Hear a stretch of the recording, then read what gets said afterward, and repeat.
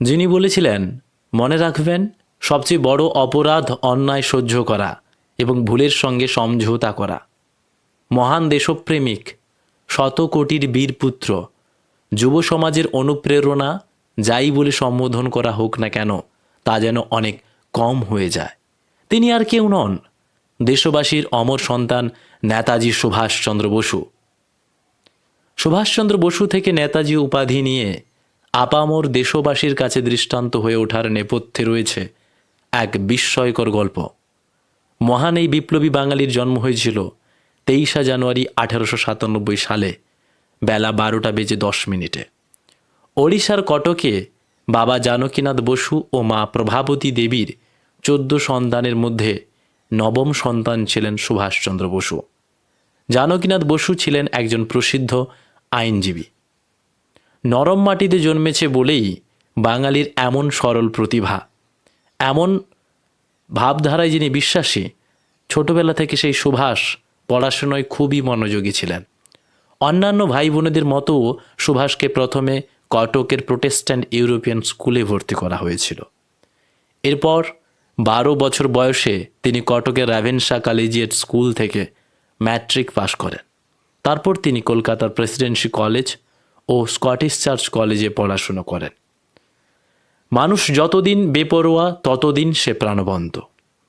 1920 সালে ইংল্যান্ডে civil service পরীক্ষায় 4র্থ স্থান পেয়ে পাশ করে সুভাষ চাকরি শুরু করেন।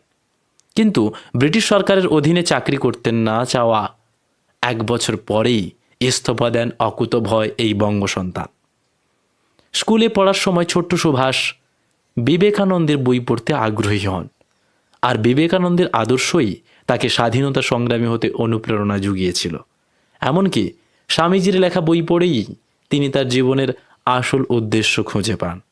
যদি জীবনে সংগ্রাম ঝুঁকি না থাকে, তাহলে জীবন বাঁচাটা অনেক ফিকে হয়ে যায়। তরুণ সুভাষের রাজনৈতিক শিক্ষাগুরু ছিলেন দেশবন্ধু চিত্তরঞ্জন দাস। তার হাত ধরেই সুভাষ প্রথম প্রকাশ্য জনসভায় বক্তব্য রাখেন।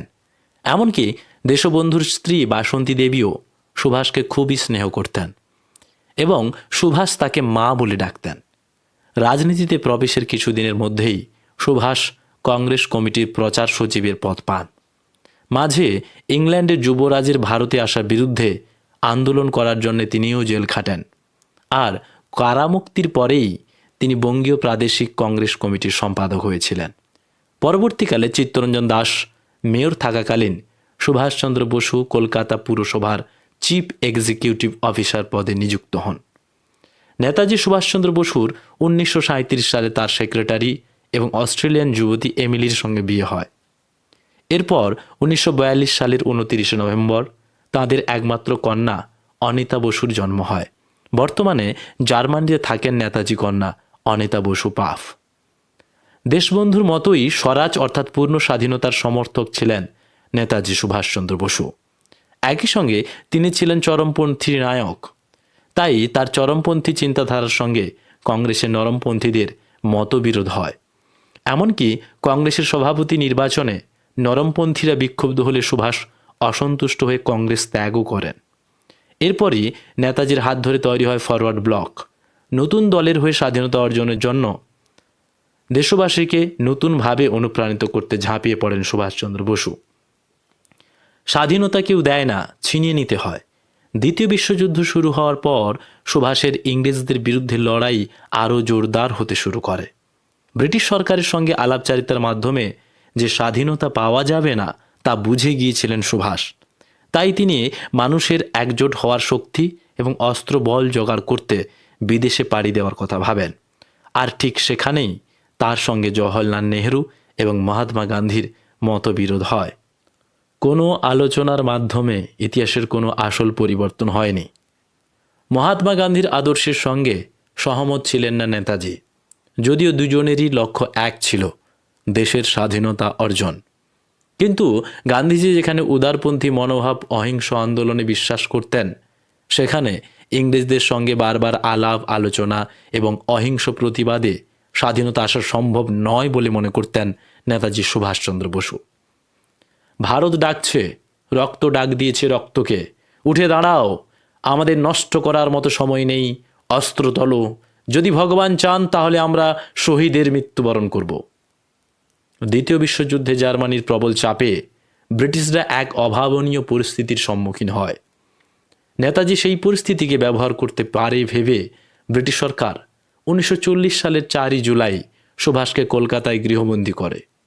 কিন্তু সকলের চোখকে ফাঁকি দিয়ে ছদ্মবেশে 1941 সালে 17 জানুয়ারি দেশ ত্যাগ করেন সুভাষচন্দ্র বসু। প্রথমে কাবুল ও তারপর রাশিয়ার মস্কো হয়ে জার্মানির বার্লিনে উপস্থিত হন তিনি। এমনকি নেতাজি নিরুদ্দেশ বলেও খবর উঠে যায়। কিন্তু কেউ আন্দাজও করতে পারেনি যে তিনি আসলে আগামী দিনে স্বাধীন সংগ্রামে এক প্রবল ঝড় তুলতে চলেছেন। তোমরা আমাকে রক্ত দাও, আমি তোমাদের স্বাধীনতা দেব। ব্রিটিশদের সমস্ত চক্রান্তকে পরাস্ত করে নেতাজির কণ্ঠে শোনা গিয়েছিল এই মহান বাণী। 1943 সালের রাসবিহারী বসুর অনুরোধে সুভাষচন্দ্র বসু ডুবোজাহাজ করে জার্মানি থেকে জাপানে আসেন। আর সেখানেই তিনি আজাদ হিন্দ বাহিনীর দক্ষিণ পূর্ব এশিয়ায় সশস্ত্র সংগ্রাম পরিচালনার পূর্ণ দায়িত্ব নেন। এরপর সুভাষ আজাদ হিন্দ বাহিনীর পুনর্গঠন করেন এবং সৈন্যবাহিনীর উন্নতিতে আরও বেশি জোর দেন। আজাদ হিন্দ বাহিনীর সৈন্যরাই তাকে নেতাজি আখ্যায় ভূষিত করেন। নেতাজির দিল্লি চলোর ডাকে উদ্বুদ্ধ হয় সেনাবাহিনী। ইতিহাস ঘাঁটলে দেখা যাবে ভারতের স্বাধীনতার পিছনে সবচেয়ে বড় অবদান রয়েছে নেতাজির নেতৃত্বাধীন আজাদ হিন্দ বাহিনী। 1943 সালে আজাদ হিন্দ ফৌজ নেতাজির নেতৃত্বে ইংরেজের বিরুদ্ধে যুদ্ধ ঘোষণা করে। ঠিক এর পরের বছরই ভারতের কোহিমা ও ইম্ফলের কাছে ব্রিটিশ বাহিনীর সঙ্গে লড়াইয়ে মুখোমুখি হয়েছিল নেতাজির সেনাদল। 1944 সালে আজাদ হিন্দ ফৌজ ভারতের মাটি ইম্ফলের স্বাধীন জাতীয় পতাকা উত্তোলন করেন। তবে জাপানের অসহযোগিতা এবং বিশ্বযুদ্ধে জাপানের পরাজয় শেষ দিকে আজাদ হিন্দ বাহিনীকে দুর্বল করে তুলেছিল। কোনো বিশেষ আদর্শের জন্য একজন মৃত্যুবরণ করতে পারেন, কিন্তু সেই আদর্শের মৃত্যু হয় না। সেই আদর্শ একজনের মৃত্যুর পর হাজার জনের মধ্যে ছড়িয়ে যায়। 1945 সালের 18 আগস্ট তাইপেইতে একটি বিমান দুর্ঘটনার পরই নেতাজির আর কোনো খোঁজ পাওয়া যায়নি। এরপর থেকে নেতাজির মৃত্যু এবং নিখোঁজ নিয়ে একাধিক রহস্য ঘনীভূত হতে থাকে। সত্য উদ্ঘাটনের জন্য একাধিক তদন্ত কমিশন গঠন করা হয়, যার মধ্যে শাহনওয়াজ কমিশন, খোসলা কমিশন এবং মুখার্জি কমিশন উল্লেখযোগ্য। শাহনওয়াজ কমিশন এবং খোসলা কমিশন সংশ্লিষ্ট দুর্ঘটনার পর নেতাজি মারা গিয়েছিলেন বলে দাবি করে। অন্যদিকে মুখার্জি কমিশনের মতে নেতাজি দুর্ঘটনার পরেও জীবিত ছিলেন। এমনকি নেতাজির এই মৃত্যু নিয়ে বসু পরিবারের সদস্যদের মধ্যেও বিভাজন রয়েছে। মৃত্যু নাকি অন্তর্ধান, মৃত্যু অন্তর্ধান নাকি অন্য কিছু। আজও নেতাজির মৃত্যু কিংবা অন্তর্ধান নিয়ে নানান বিতর্ক রয়েছে। আসলে ভারতের মহান স্বতন্ত্র মনীষীদের মধ্যে নেতাজি ছিলেন একজন, যিনি শুধু অতীতে কিংবা বর্তমানে নয়, ভবিষ্যতের যুব সমাজকেও প্রেরণা যোগাবেন। তাই তো দেশবাসী তার মৃত্যু সংবাদ যেন আজও বিশ্বাস করতে পারেন না।